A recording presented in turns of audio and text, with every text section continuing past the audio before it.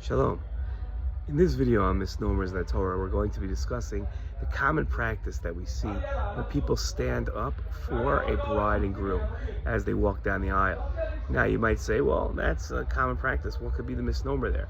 Well, it's really actually a practice that started with Gentiles and is what we call the prohibition of chukas ha'akum. I know you're thinking I'm crazy, and you might have heard explanations that say, no, the reason why we stand up for them is because the groom is similar to a king, and we stand up for a king when he comes into the room. Well, there's a problem with that explanation, that the groom doesn't become a king until he actually is a chatan, until he's a groom, which is when he gets married under the chuppah, not before on his walk down.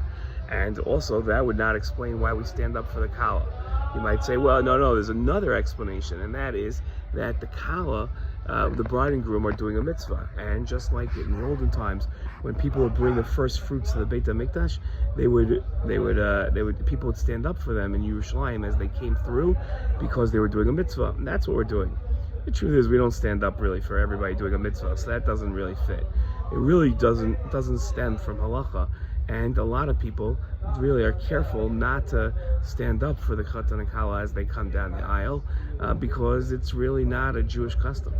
I'm sure I'm going to get a lot of flack and feedback from this video, and I look forward to it. Shalom.